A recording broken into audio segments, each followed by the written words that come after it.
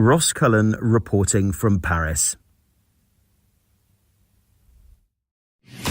From the studios of Extreme Sports in Hastings, Nebraska, we present Huddle Up, a great way to start your day with all the news, weather, and sports you need, interesting interviews, and friendly conversation from two guys that go together like Scooby and Shaggy, Mike Will and Tyson Havronic.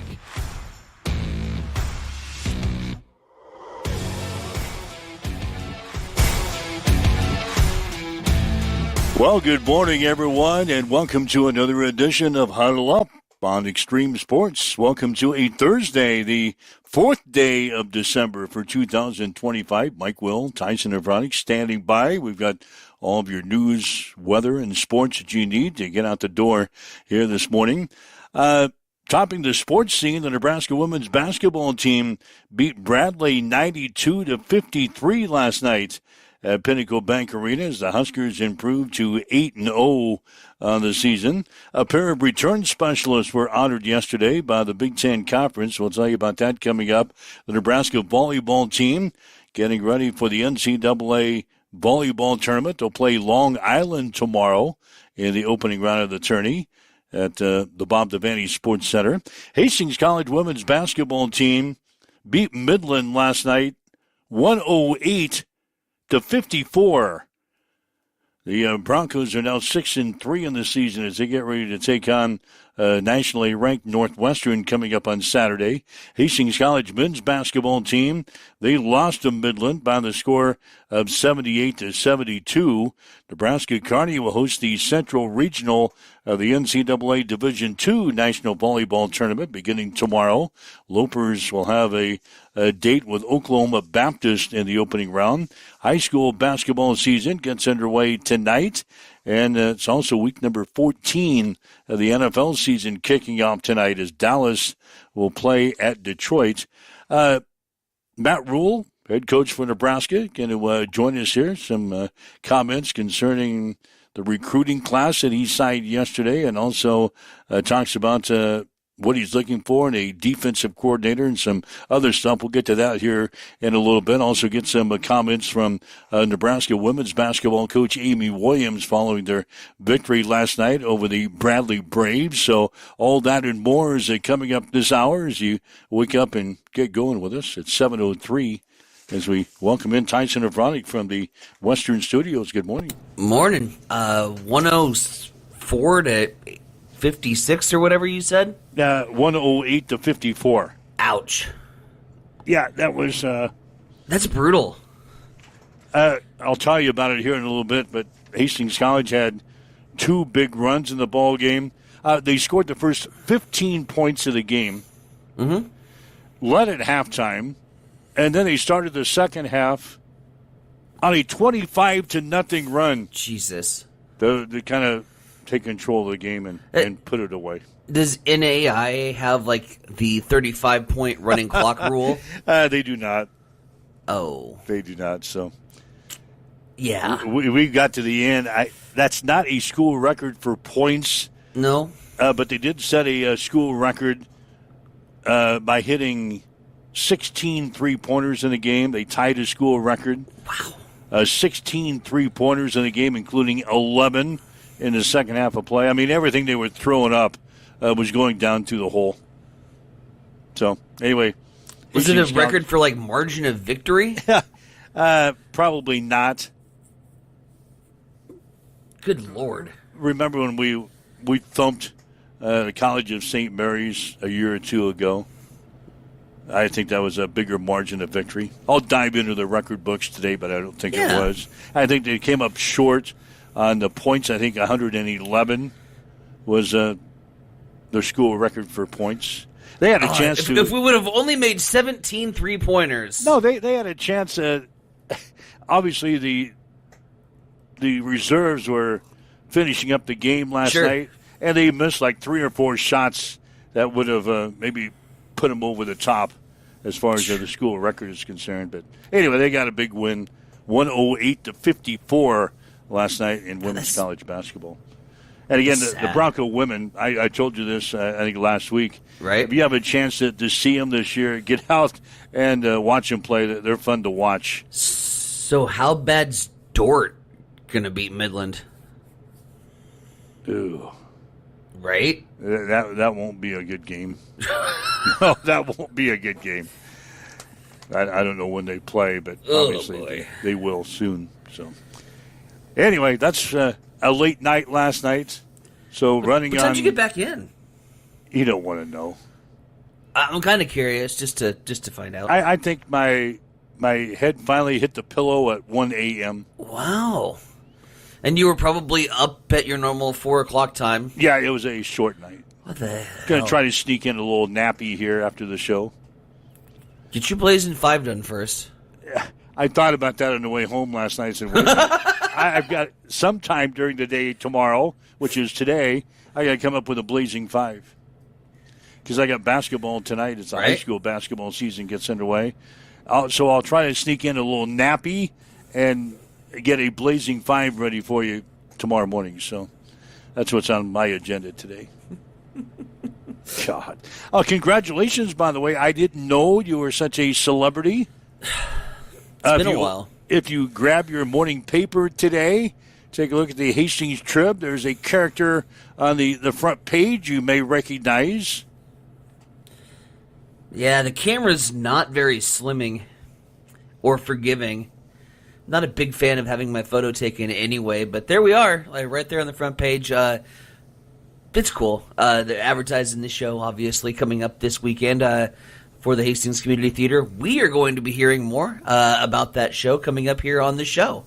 Dustin Velasquez, director, and also one-act director over at St. Cecilia, and the director of Baskerville. He'll be joining us to talk about this upcoming performance. So we have one more rehearsal left. And, man, time flies when you're having fun.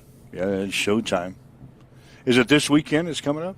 This and next, yes, the next 2 weekends. Yeah, you've been involved with that for a long time, haven't you? Since late October. Yeah, late October is when they had auditions, and then November was a complete blur with just being...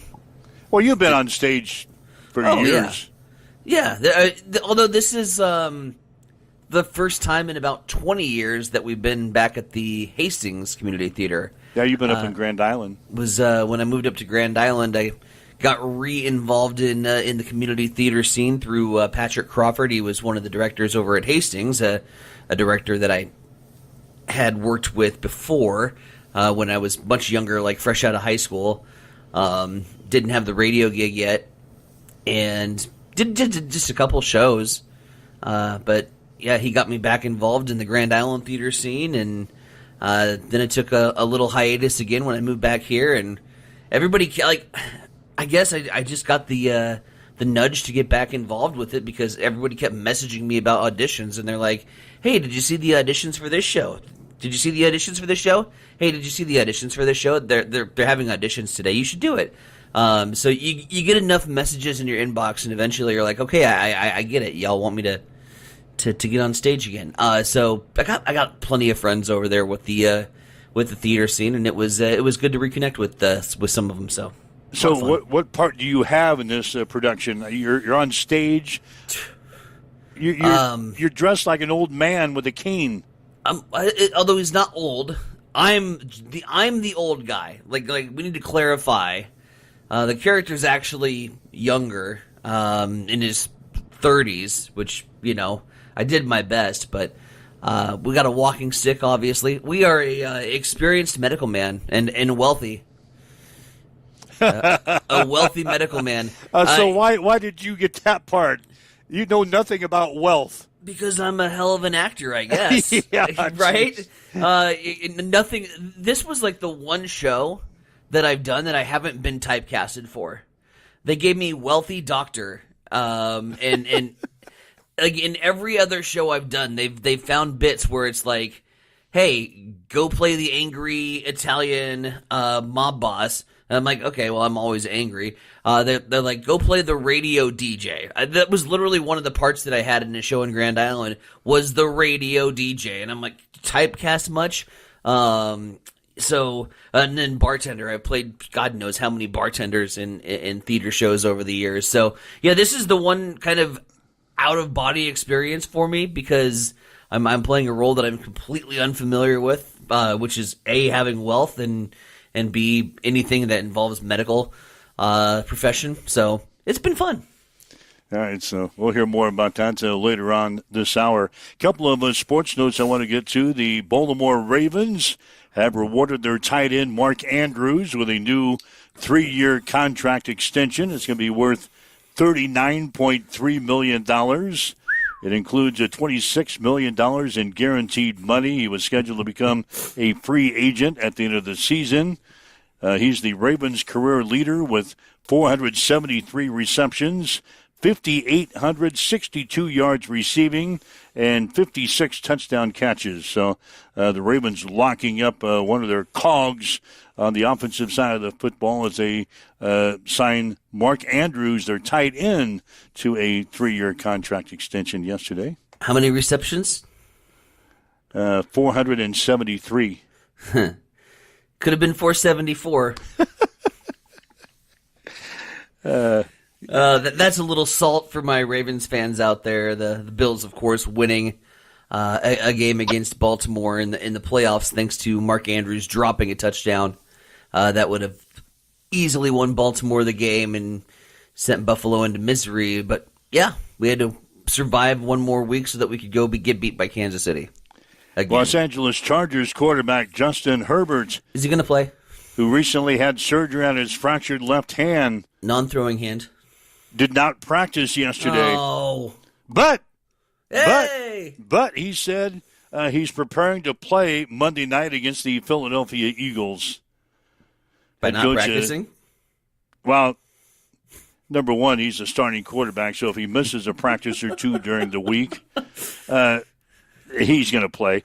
Coach Jim Harbaugh said the Chargers are optimistic that Herbert would play against the Eagles, but just in case they're getting their backup quarterback ready, that's Trey Lance.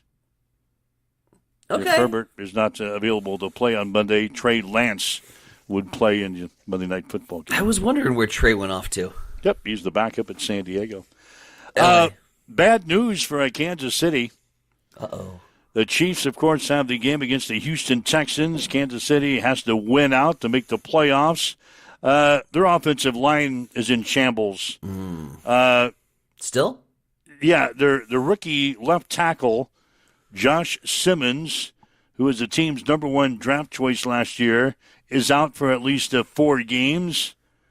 He had a surgery earlier this week to repair his dislocated and fractured left wrist, an injury that forced him to be placed on the injured reserve list. And then the 2 other offensive linemen are going to be questionable for the game on Sunday. Right tackle, Jawan Taylor, and right guard, Trey Smith, could miss the game as well. Taylor missed the second half against the Cowboys with a strained left triceps, and Smith did not play last week because of a sprained right ankle. So 3 of the 5 offensive linemen for the Kansas City Chiefs could miss the game this Sunday, an important one, a must-win for the Chiefs against Houston. When has the offensive line not been questionable? It's always been questionable since the Super Bowl last year. Oh, it was questionable before the Super Bowl, but that's when it really got exposed? Yeah. I think that's fair to say. A lot of people had issues with the O-line well before the Super Bowl, and then the dam broke, and it didn't get fixed in the offseason. I mean... Well, they went out and got Simmons as the first... Right, and then he gets hurt. So. Yeah, he's been... And the Chiefs have had injuries all season long in the offensive line, but now, with crunch time here, 3 out of the 5 offensive linemen for the Chiefs could miss the game on Sunday. And Houston's got a pretty good defense. Yeah.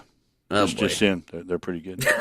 The Dallas Cowboys' 31-28 victory over the Kansas City Chiefs on Thanksgiving Day averaged 57.23 million viewers on CBS, making it the most watched regular season game in NFL history. Obviously, we had nothing to do on Thanksgiving Day but sit down and watch football because all 3 games the Green Bay-Detroit game, which the Packers won 31-24. It came in as the second most watched game in league history. Even the night game between Cincinnati and Baltimore had good viewership. So the trio of games set a record for viewership on a holiday. Obviously, they're going to be seeing more NFL football on Thanksgiving. That's kind of been a tradition. But this year, a lot of couch potatoes. Yeah, everybody much of this sat in front of their TV sets during Thanksgiving and watched NFL football because we set all kinds of records. Is this a trend now that's showing clear evidence that nobody is watching the NBA anymore? Because the NBA has Thanksgiving games, don't they? Or Christmas. I know they have Christmas games, but don't they have Thanksgiving games too? I'm sure they do, but I didn't even know they were on. Well, exactly, because ergo point exhibit A, nobody watches the NBA anymore.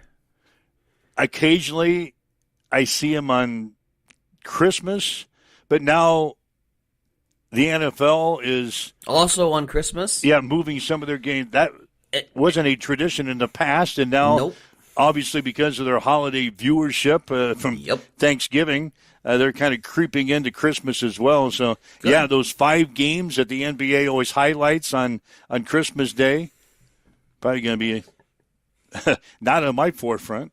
I just don't know who's watching. Well, obviously nobody around here. Yeah. In the major markets where TV viewership is important to. Sure. Your New Yorks, your Californias, your Lakers, and your Knicks, but, that's it. Well, everybody's got, like, an NBA team. They Not around. Watch. I don't even think around here. Nobody I go around. Here. I go around. I talk to people like.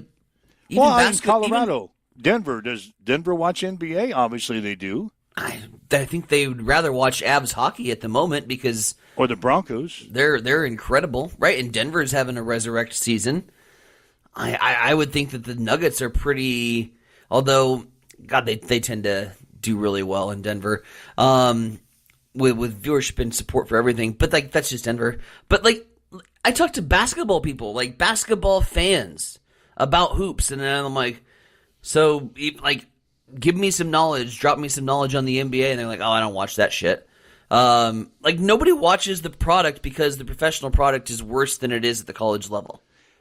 I will watch once the playoffs get started. I can't even do that anymore. Which is like May. Like May, they'll finish up in June. So the season is too long in the first place. Well, they literally let everybody in now because you have the play-in to get to the playoffs. I'm a sports guy, and I don't even understand how you qualify for the NBA tournament anymore. They got that stupid mid-season tournament. That's dumber. That's dumber, and you know what? Yep. And then I don't know how they qualify for the playoffs. But usually when they get down to the final series or two, I don't know if I sit down and watch it from the opening tip until the final horn, but I might catch a few minutes here and there of an NBA game. Ryan, so much of a Jayhawk guy that he'll watch the NBA if a Kansas player is playing. No, I suppose that. Other than that, he says just playoffs. I don't know. Like I said, I think the product is trash, but that's another topic for another time.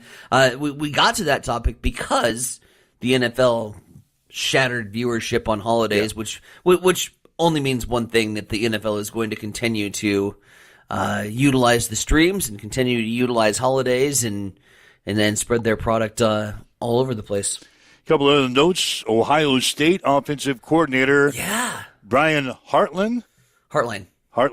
Yep. Has been named the new head coach at South Florida. He agrees to a 6-year deal. He's expected to remain with the Buckeyes for the remainder of the postseason. So Brian Hartline is moving on to take the reins over at South Florida. There you go.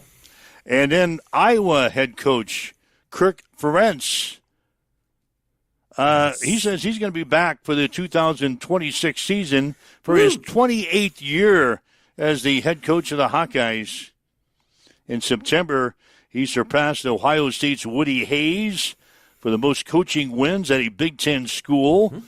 He's guided Iowa to an 8-4 record this year, his 5th consecutive season with 8 or more wins. He is 212 and 128 overall at Iowa, where he was hired in late 1998.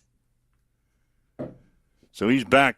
Kirk Ferentz back for his 28th season as the head coach of the Iowa Hawkeyes. How many times has he been really on the hot seat? Never. Oh, sure he has. I can't remember it. I know. When has Kirk Ferentz been on the hot seat? Like, they have been the model of mediocrity in college football. Like they're constantly around 7 to 8 wins. And that's good enough, evidently. I don't think he's ever been on the hot seat. I know they got rid of his son. Was it his son that was the offensive coordinator? God, their offense was a disaster. Yeah, Iowa was winning like 10-9. Yeah. Or on a big day, they might score 13. They win 13-9. God, do you remember when Scott Frost and Kirk Ferentz went head to head, and it was like a 10-0 game at the end of the third quarter, and constantly, like, that was the game that was on ABC, and it was the two guys that had the punt sweaters on, and they kept showing the guys that were like literally just going crazy every single time that the punter would step on the field because there was so many punts. Yeah, it was a Husker fan and a Hawkeye fan, and they both had sweaters that said punts. It was amazing. All right, but I don't think he's ever been on the hot. I can't recall a time where he's been like on the hot seat. Even in days when he only won 7 games, right? Because it's Iowa. Like they know who they are. Yeah, they're going to win 7, 8, 9 games, 10 games, go to a bowl game, and everybody's happy. Yeah. It's not like across the river like in Nebraska where we have a coach that's been here for 3 years, and now we got people wanting to fire the coach and move on again. He's coming back for his, the 28th season as the head coach of the Hawkeyes. So... Yeah, Iowa Sports, so like CBS Sports, not Iowa Sports, they do a hot seat review. And of the coaches, Kirk Ferentz's hot seat rating is at a 0.17. Wow. Considered to be the safest and most secure job in the country. Who's on the list? I was just reading the lead from Hawkeye's Wire. Oh, I thought maybe you had the list. I do not have the CBS Sports list. This was in the Hawkeye's Wire, which is given and cites the CBS Sports mid-year hot seat review. All right, 402-834-1330 is the Hamilton Telecommunications fan line. If you'd like to chime in on something we've discussed so far today, you're welcome to call in and join the conversation here at the breakfast table. Again, 402-834-1330. If you'd like to leave us a message on our social media sites, we're monitoring those comments as well. Mm-hmm. Iowa and Kansas State are a lot alike. They always win 7 or 8 games, go bowling, and everyone is happy.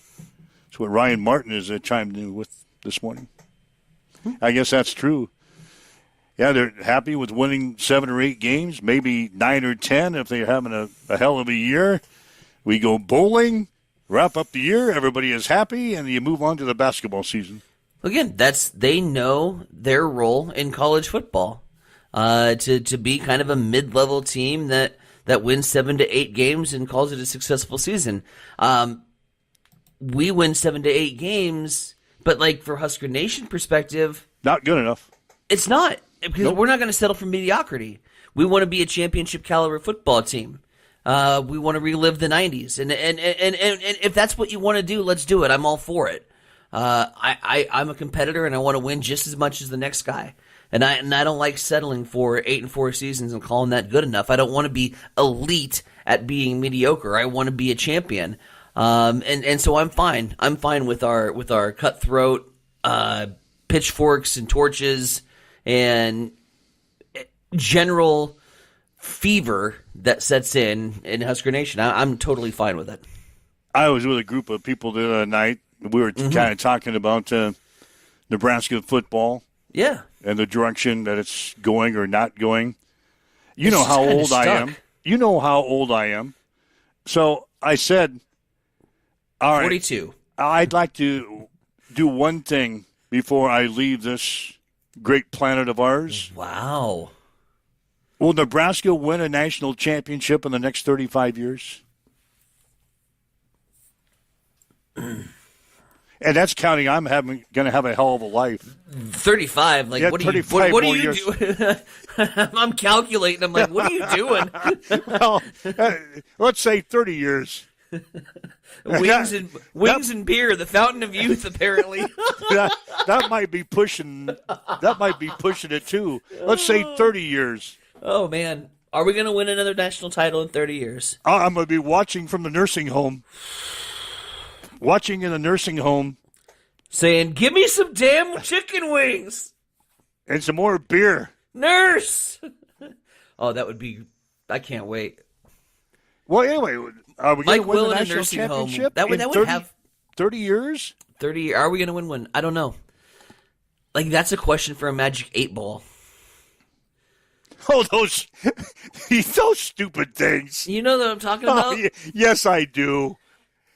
Yes, I do. That has more of a chance to be accurate with answering that question than I do. God, were those things a thing when you were a kid? Yeah. Those little Magic 8 balls? Yep. You remember those? Oh, yeah. I thought that was part of my era. I was an only child. There was times where, like, because I didn't trust my conscience, because every time that I would try to decide what to do. Hey, should I go steal $20 and ride my bike to the bank to get this and then, ultimately get found out and get punished, right? So, like, I had a really bad conscience. So there was times, like, as an only child, I'm like, all right, you know what? Screw it. I'm leaving it up to chance. Should I ask Lucy out? Shake Magic 8 Ball. Don't dream of it, kid. Oh, okay, thanks, Lucy. Yeah. I mean, yeah. Yeah, I remember those things, but I thought that was part of my era, not yours. No, I had a Magic 8 Ball. Obviously, they were around for a long time. Yeah. If I remember them and you remember them. Just like you're going to be in the nursing home with chicken wings and beer, apparently. Waiting for Nebraska to make the college football playoff. Patiently. I'll look over to the guy over in the walker in the wheelchair. Hey. Did Nebraska make the playoffs this year? I won't even know.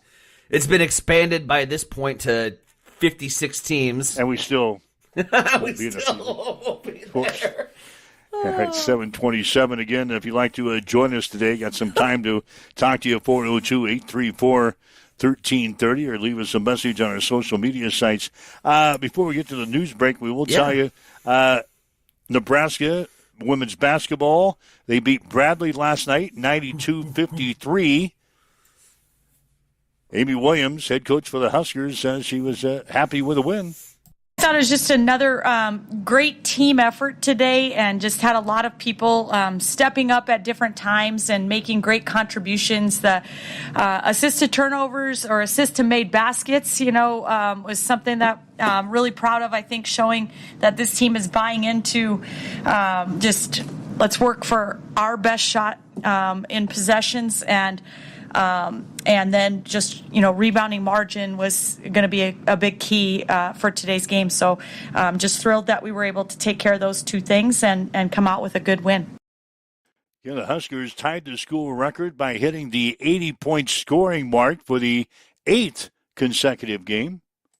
I'm more concerned about how we're playing on the other side of the ball, and so I didn't even know that was a program record or anything. I think that's been taking care of itself. We've been sharing the basketball well, which I'm thrilled with, and then having so many efficient performances. Like when you look at Amaya Hargrove being 5 for 8, Britt 7 for 9, Petra 6 for 8. I mean, just a lot of really efficient performances, and I think when you do that and see that, you're probably going to see some points put up on the board. And I like the pace that we're playing with right now, and that starts with Britt, but it's everybody doing their part.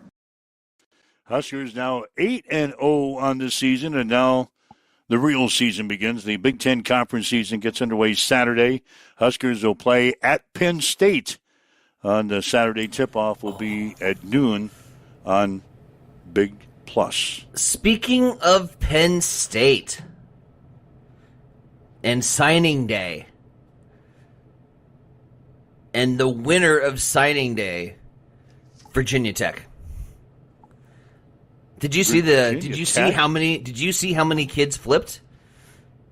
I did not. Penn State had 11 kids flip from into the portal into Virginia Tech. Really? 11 that were committed to Penn State? That were committed to Penn State. Not like on the roster hit the transfer portal situation. No. That were committed to Penn State and said, no. We're going to Vodtech. We're going to go to the guy that recruited us, the guy that wants us to play for him, and they follow Jim Franklin. Wow. Well, Yeah. Penn State would get off of their butts and hire a head coach or name a head coach. They might be able to retain. If I was a player committed to Penn State, I didn't know who the head coach was going to be. Naturally, I'd look for where my coach went to, in this case, Virginia Tech. I wouldn't sign with Penn State. I think Penn State's going to look at this or look back and realize they Nebraska'd this.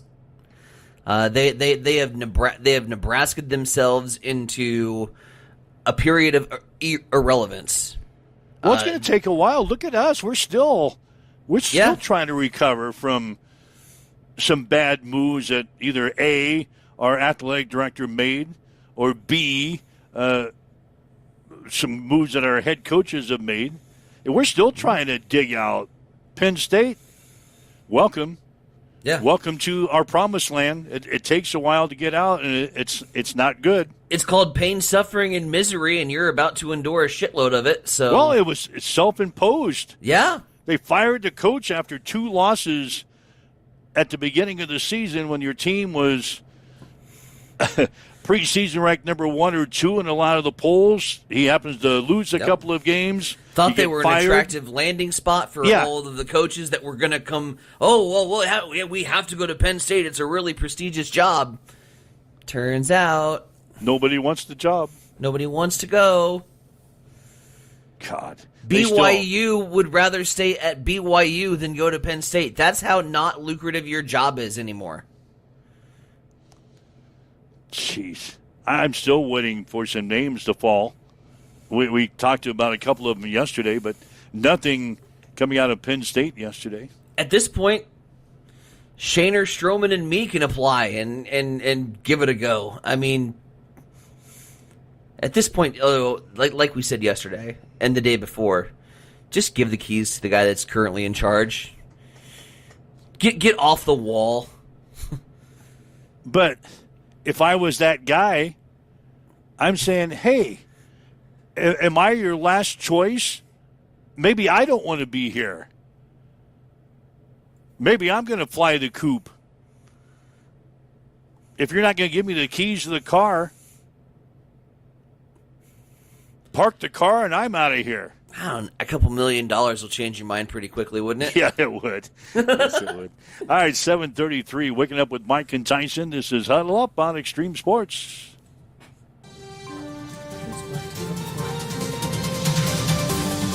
It's time for a morning news update on Extreme Sports.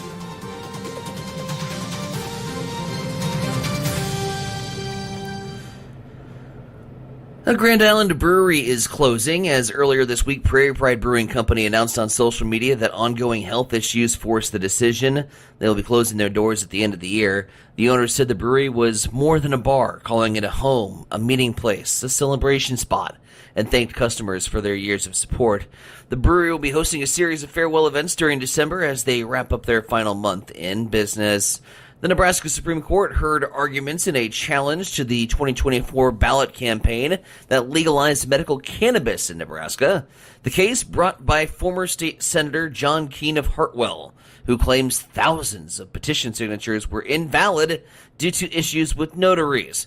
The court appeared skeptical of said claims that one instance of notarization misconduct should nullify thousands of other signatures statewide. In the court sides, if the court sides with Keene, the successful measures could be overturned unless the ballot sponsors re-verify at least 86,500 signatures. It's a tall order. The court is expected to issue a ruling in the coming months, potentially determining whether the medical cannabis laws will stand or be thrown out. Meanwhile, a viral photo showing the Kearney Archway collapsed on Interstate 80 circulated online this week. Buffalo County Sheriff's Office receiving multiple calls about the alleged collapse, but officials confirmed the photo was fake. The archway remaining intact and is open to visitors. The fake image appears to have originated from an AI-generated prank. They also remind the public that the archway undergoes regular safety inspections, the next one scheduled for the summer of 2026. 7:35, we'll head over to the East Side Studios. Mike, what's going down in sports? The Nebraska women's basketball team beat Bradley 92-53 last night at PBA. Huskers tied the school record by hitting the 80-point scoring mark for the 8th consecutive game. Brent Prince led the way with 17 points, 5 assists, and 4 rebounds. Jessica Petrie had her second career double-double with 15 points, 10 rebounds. Nebraska now 8-0 in the season and will open Big Ten Conference play on Saturday at Penn State. Tip-off will be at noon. Pair of return specialists were honored yesterday by the Big Ten Conference. Kenneth Williams was named to the second team All-Big Ten team by the media, while the coaches named him a third-team choice. Ja'Cory Barney was a third-team selection by the media and an honorable mention choice by the league's coaches. The Nebraska volleyball team will play Long Island tomorrow in the opening game of the NCAA tournament. The Huskers are 30-0 in the season. Long Island is 20-8. First serve will be at 7. In the other game at 4:30, Kansas State will play San Diego.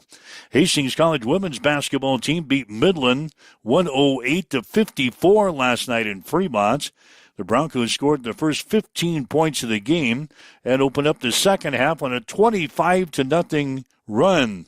Hastings tied their school record by hitting 16 three-pointers, including 11 in the second half. Bailey Kissinger led the way with 20 points, 8 rebounds. Mariah Avila had 19 points. Macy Bryant 15 and Bose 12, and McKenna Yates had 11. Hastings is now 6-3 and will play host to Northwestern on Saturday. Hastings College men's basketball team lost to Midland 78-72. Deron Hall had a season-high 26 points for the Broncos. Hastings hit 43% of their shots in the game, including 8 of 24 on three-pointers. The Warriors connected on 54% of their shots, including 10 of 21 from beyond the arc. Midland out-rebounded the Broncos 36-23. Hastings is now 2-7 in the season and will also play Northwestern on Saturday. High school basketball season gets underway tonight. Hastings High will play at Seward. Scotus is at St. Cecilia. Adams Central will open up against Aurora. We'll have the Patriot games for you tonight here on Extreme Sports beginning at 4:45 this afternoon. Week number 14 of the NFL season gets underway tonight as Dallas plays at Detroit. Kickoff at 7:15 on Prime. To check in your sports headlines at 7:38 on Extreme Sports. It's time for a morning weather update on Extreme Sports with Chief Meteorologist Tim Jones. It's a chilly start to our Thursday morning with temperatures in the teens, only warming up to the low 30s today, but we will have plenty of sunshine. But because of the winds gusting to 25 miles per hour, it's going to feel much colder than what it is. Overnight tonight, we'll have a low of 22 and partly cloudy. Friday, mostly sunny, a high of 43, 19 Friday night to Saturday morning. Saturday, a high of 38 brings also a chance, an outside chance anyway, for a few snow showers. Right now, south winds at 7 miles per hour, partly cloudy. It's 11 degrees in Hastings at Extreme Sports. Connet Auto Care is the trusted name in automotive repair and maintenance services in Hastings. We're a gold-certified Napa Auto Care Center. Our ASE-certified technicians have the Blue Seal of Excellence, receive continuous training, and are committed to providing the best service your vehicle can get. Whether it's preventative maintenance, major repairs, or just an oil change, Connet Auto Care is here for you.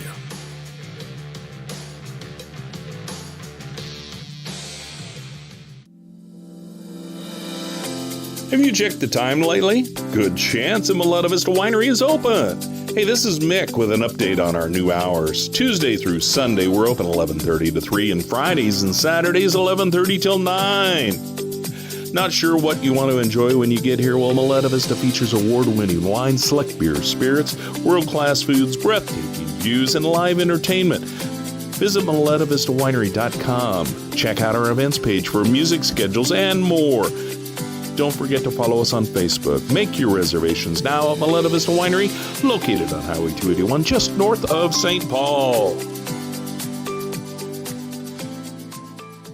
Get ready for the ultimate trivia experience with Extreme Sports Trivia. Play from anywhere at home, on the go, or at your favorite bar or restaurant. Compete live against players from all over in real time, answering questions across categories like sports, pop culture, Marvel, and more. Want to see how you stack up? Track your progress with live leaderboards and aim for the top spot. It's free, fun, and super easy to play. So what are you waiting for? Sign up today at extremesports.com trivia and start playing now. And keep an eye out. We're coming soon to a bar or restaurant near you. All right, Mike Wells, Heinz Vronic with you. It's a Huddle Up on Extreme Sports. Again, thanks for joining us on this Thursday morning.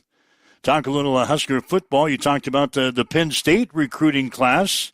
Nebraska yesterday got the commitments from 10 players in this year's class. Husker head coach Matt Rule. We wanted players at key positions that we felt like are hard to get in the portal. Like when you look at offensive linemen, you want to continue to grow through high school recruiting, grow your own guys, and then supplement when needed. And so to go out and get 3 offensive linemen we thought was really key to us. And then we wanted guys we thought would be difference makers. Obviously whether it's a place kicker, this is a windy place, this is a difficult place, and so someone that we thought could contribute. We have a great kicking room, and Eck just wants to continue to bring talent into there. At the wide receiver position, we wanted a big outside guy. And we believe that we got that with Nayland, and we wanted someone, the versatility of Larry, who could play inside and outside and just, really competitive. Jamal, we want to run the football. I think we proved this year that a back could be featured here. And so we liked the running back room, and really Jamal was a premier guy on our board, and we were able to get him and then hold on to him. We like our tight end room. Matter of fact, I just walked through the indoor, and Luke Lindemeyer has the tight ends in there, and they're running routes right now. I mean, we have a really good room, and Luke Sorensen, I think Sat did just an absolutely great job on him. Got a guy we targeted, a guy who can play both Y and flex out. So hard to find guys who can do both. Defensively, we want to stop the run, and part of stopping the run is eliminating explosives outside and being able to play man and load the box. And Danny Odom's one of the premier corners in the country, and so we felt like he was just a no-brainer, a guy that we went all in on, and love his competitive nature, love really everything about him. And Jace Reynolds was a guy that when he first came to camp, literally offered him on the spot. Really like his tape, but his traits are through the roof. And to me, he can play inside, he can play outside. So each guy was kind of hand selected. We've recruited a lot of guys the first couple of years where we have a big roster. We are, a young team. And so it was just, hey, let's be really selective here now in this class. We continue to build the 27 class, which we think will be a special one as well. But just some guys we thought could come in. And I think a lot of these guys we think can play early based upon just kind of their mindset. And what about Emmett Johnson? Is he staying? Is he leaving to go to the pros? Is he going to play in the bowl game coming up? Is he not going to play? What's the latest on Emmett Johnson? Yeah, I met with Emmett yesterday and just once again reassured him that no matter what he did, we love and respect him, and we support whatever decision he makes. He's got a tough one. This was an easy decision a couple years ago, before NIL and before all those things. It's a tougher decision now, but it's his decision. And so, he's at the workouts. He's doing everything. Rocco Spindler won't play in the bowl game. He's going to have to go have surgery on that finger so I really appreciate Rocco playing with that, man. That was as gruesome as it could be, but, to give him a fair shot to get ready for, he can't even bench press right now, to give him a fair shot to, go get ready for the combine or, pro day or whatever, wherever he gets invited to, he'll have to go and start getting that taken care of. So, which gives us another opportunity to look at one of our young guys or one of our guys. So, but again, we appreciate Rocco. He's been a really good part of this team and helped us run the football the way we have. I don't know Emmett's situation yet in terms of his decision. I'll leave that up to him. We're like all the fast food restaurants around here. We've got the help wanted sign up for a defensive coordinator. We asked the coach what he's looking for in his next DC. I think for me, I want someone who it's not scheme, it's our play style and how hard we play. The reality is, the last 2 weeks we haven't played hard enough. We were not the more physical team, and we had done that a lot of times. And so I want player development. I want physicality. I want effort, way more than scheme. And so someone who can bring all that out in us. And I'm up there. Phil's meeting with every kid right now, and I think he's relaying that message for this next month. And that will be what we look for moving forward. There's a play style that we want, and I think it was on display early in our tenure here. It has not been on display quite as much. And even though the numbers were good, in this league, in this stadium, you better stop the run the football. And it's easy just to throw it on the players. I don't throw things on the players. There's only one rule working for me, and that's, don't tell me the players aren't good enough. Don't ever say that to me. So you can evaluate and say, hey, this guy's got to get stronger. This guy's got to get bigger. Hey, we have a hole here. Let's go get this guy. I have no problem with that. But I want a coordinator who gets 11 guys to play as one. And so we'll kind of look at everything. And what about any other future changes on the staff? I'll take this time to kind of evaluate everything. John's situation was unique in that, he's going to have some opportunities, and I wanted to make sure he got one of those opportunities. He's a really valued coach, especially in the National Football League. But I don't have anything in my mind right now. Hey, this is going to happen. So I just think, you go through this time. Normally I don't make things that quickly, but I felt like it was best, and so I did it then to be fair to him, to be fair to the recruits. But I don't anticipate anything right now, but I will continue to really look at everything. All right, that's the latest on Husker football from Matt Rule. They'll start their bowl preparations here next week. We'll find out where we're going and who we're playing on Sunday. So, anyway, your thoughts? A couple of different topics there. Yeah, good class. It was small class. I think that was kind of expected.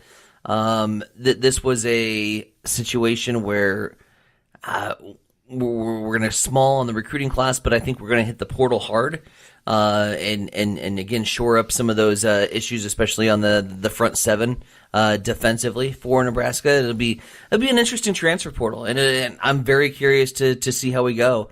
I was a little surprised that we didn't hear any talk about the quarterback room or what's going on with the quarterback room or his thoughts on the quarterback room. Obviously, there's a lot of question marks in that. Who's going to go? Are we going to be able to retain both quarterbacks? Does one leave? Does both leave? Do we have to go out and completely redo the quarterback room? I think that's a very key concern heading into the offseason and the transfer portal. But when you see some of the numbers, especially the offensive line, I mean, that's exciting. There's some big boys on there. I had a 6'8", 305. There was a 6'6", 320. We're providing some height and beef on that offensive line. So I think we're crawling in the right direction, I think I should say, with this class, but it's not going to be solidified and finalized until we can go through the portal and bring in some more dudes and more dudes for next season. But overall, pretty impressed with the class. Looks like an athletic bunch. Looking at tape yesterday, should be fun. All right, 7:50, waking up with Mike and Tyson here this morning on Huddle Up on Extreme Sports. Again, if you got your morning paper and want to check out at the front page, you might see a familiar face on the front page. Well, at least half of my face. Yeah. Well, yeah, and it's not in your normal garb that you usually wear. I tell you this, man. Like, I only wear suits. Never. So if I am wearing a suit, it's generally when I'm on stage and acting, and that's an act. Like I'm a shorts and shirt kind of guy. So yeah, we're fully dressed. We're dressed to the nines. We're rocking out. We are in the photo for the Hastings Community Theater's upcoming production of Baskerville. It'll start Friday, Saturday, and Sunday this weekend, and then with performances next weekend as well. Had an opportunity to sit down and chat with the director of the show after a rehearsal last night, Dustin Velasquez, joining us this morning here on Huddle Up. Central Nebraska's newest morning show. It is Huddle Up here on a Wednesday morning, or at least I think it's Wednesday morning. We have been very busy at the Hastings Community Theater putting on the production of Baskerville, and now joining us here this morning to talk a little bit about that production, and also St. Cecilia One Act coach and director of the Hastings Community Theater show Baskerville, Dustin Velasquez, joining us here this morning. And first of all, Dustin, appreciate the time, and good morning. Good morning, and thank you for getting the last name right. It's wonderful. It's always something that people mistake. Dustin, bringing you on the program this morning, obviously we want to talk a little bit about the upcoming show here for the Hastings Community Theater, but I guess let's first of all talk about, you got a big day today coming up with districts for St. Cecilia One Act, and you've a Shakespeare performance. Talk maybe a little bit about what you've done at the high school level here this fall. So last year I got the chance to direct the musical for St. Cecilia, and that kind of turned into this opportunity to do their one acts for them. We're doing the complete works of Shakespeare, abridged, revised again, is the actual title of it. But, these kids have been putting in amazing work since September. We have districts, just a few hours here, and, it's been a wonderful thing. I love teaching, and teaching kids about theater is kind of just the best thing in the world for me. And I'm very proud of what they've accomplished, and I'm looking forward, and hopefully we'll do well. Absolutely. We'll break a leg at One Act Districts. We're going to miss you tonight at rehearsal. Rehearsals have been going fast and furious over the last couple weeks as the show has really started to come together. Maybe just talk a little bit about the last couple weeks from where we were at maybe a few weeks ago to what we've seen on the last couple nights. Well, this has been an unusual production for us in a lot of ways. We've had some fun scheduling difficulties and just some random things that have happened to us, and to add in all the technical marvel that this show is. But the one thing that's been pretty consistent for me, if I'm being legit, is that my actors have been solid since day one. I've been really proud of what they've done, and just to be able to watch them grow and embody these characters. Tech Week is always a hard week. It's a long week for us. It's a 9-day stretch of just work. And, sometimes it gets a little lost in the weeds, but I'm watching this every night, and I'm so proud. I'm so excited for people to see it, especially Ty. Ty here is fantastic, and if he ever says anything where he's not a good actor, I want you to just understand, from a director, that's a lie. That's an absolute lie. I wake up at 7 o'clock in the morning. It's all an act, and everybody knows it. So let's talk a little bit about what is Baskerville exactly. And for those who are familiar with the Sherlock Holmes novels, obviously Baskerville rings the bell. No pun intended with Pavlov's dog. But there's a comedic twist to this particular performance. What ultimately made you settle on this selection for the season? Well, we like to do comedies a lot of times. And despite the name Baskerville, a Sherlock Holmes story, and being based on one of the most famous Sherlock novels of all time, and having a lot of horror elements, this one's written by Ken Ludwig. So Ken Ludwig, I like to call him the king of community theater. He's written Leading Ladies. He's written Lend Me a Tenor, Moon Over Buffalo, Murder on the Orient Express. He's done a bunch of these kinds of shows. And what he has a knack for is finding comedy where there might not have been comedy before. This is such a farce. At the end of the day, this is a big farcical comedy where we have dozens upon dozens of costume changes, people running and jumping and sliding everywhere, just lots of really funny moments in this. And the reason why I think we ended up deciding on this over some other shows that were up for our season was ultimately the name of Ken Ludwig and the fact that it's just a really solid comedy, and it allowed our actors a chance to act. And that is what I think our strength is here. And so for me personally, I saw it as an opportunity to really push what we could do technically in this place. And I have been really ecstatic about the results that I've seen from my actors, my crew, from everyone top to bottom. It's just me that has to show up now and hopefully do well. Again, Dustin Velasquez joining us here for a few more minutes here this morning before we let you go. We'll get to showtimes, ticket information, all that stuff here in just a little bit. But just my initial impressions, when you talk about community theater, a lot of people think community theater, that's people from in the community that are going on and performing on stage.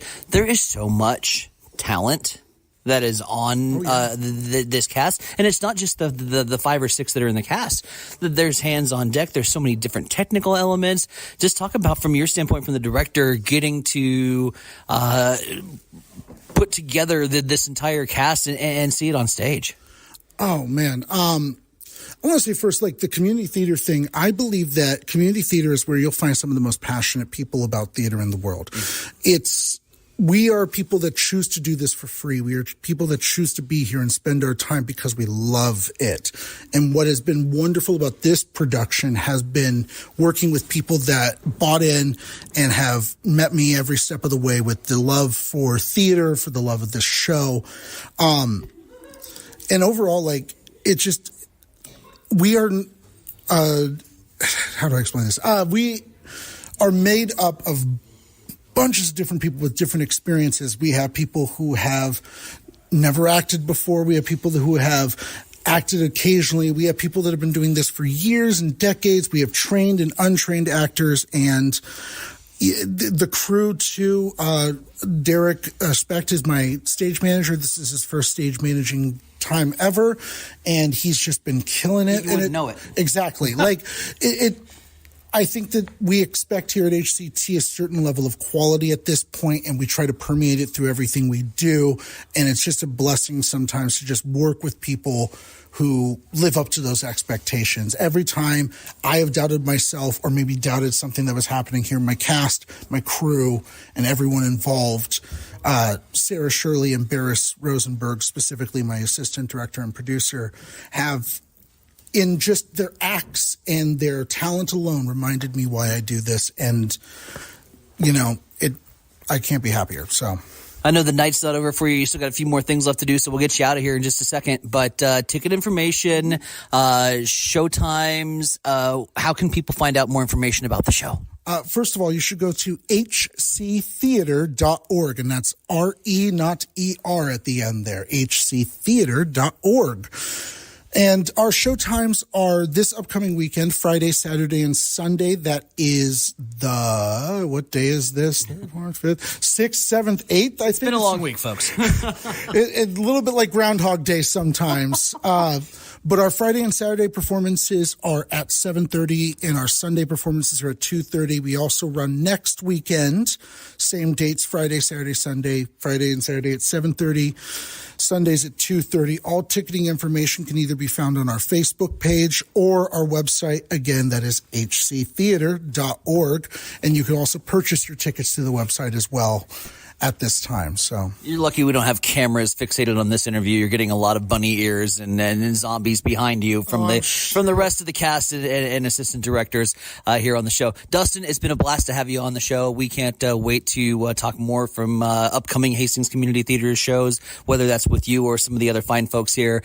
Been a blast having you on and break a leg this weekend. Yeah, thank you. And Ty, it's been an absolute blast having you in this show. I couldn't have done it without you. My perfect Mortimer here. Thank you so much. He's getting a $20 bill, folks. Good morning from HCT. I'm John Butler, funeral director and owner at Livingston Butler Volland Funeral Home and Cremation Center in Hastings. And I'm Nikki Butler, the advanced funeral planning specialist.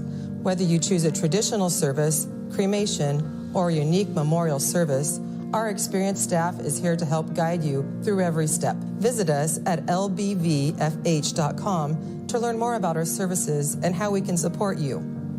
Livingston Butler Volland Funeral Home and Cremation Center. We are here when your need is greatest.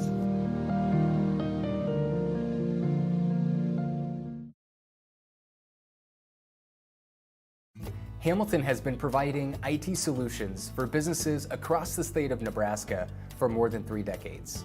We know that Nebraska businesses are a driving force of support for the communities in which we live and work.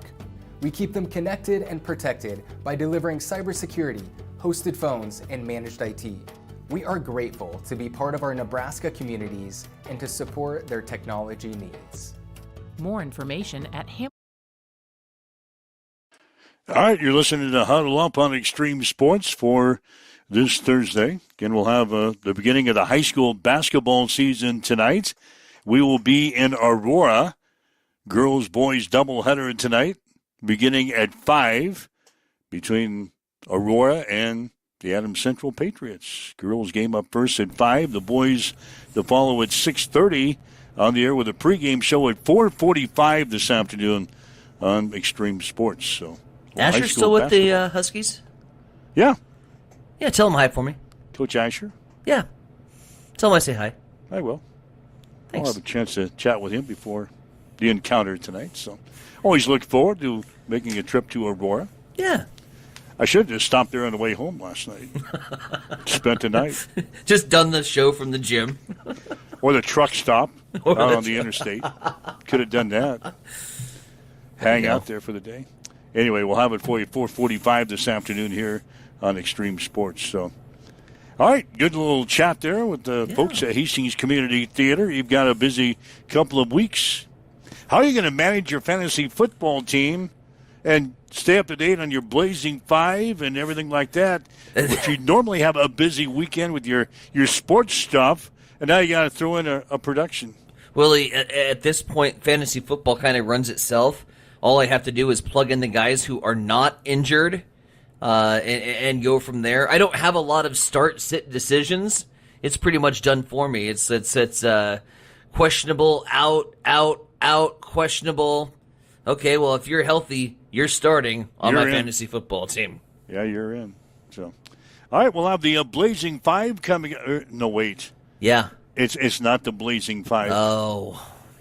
We'll have our Frozen Five coming up tomorrow. Brr. That's at 7:30, so join us for our picks for the weekend. Ty Schleicher, Ty Moritz, they're still involved with Survivor. Week number 14 of the NFL season, and Moritz and Schleicher are still alive. Get your picks in. Get your picks in by tonight at 6. We can do the grand reveal tomorrow. Yeah, we'll see what's going on with Survivor. So that's coming up on the show tomorrow, and God, who knows what else that will slide in here. Anyway, if you'd like to listen to the show again, maybe our interview we had with the Hastings Community Theater, maybe comments from Matt Rule, comments from Amy Williams today, go to our podcast, download the podcast on any one of our social media sites and listen to the show again. If not, make plans to be here again tomorrow morning, 7 o'clock. Huddle up on Extreme Sports. Have yourself a great day. You've been listening to Huddle Up on Extreme Sports, Central Nebraska's new home for sports. Join us every weekday morning.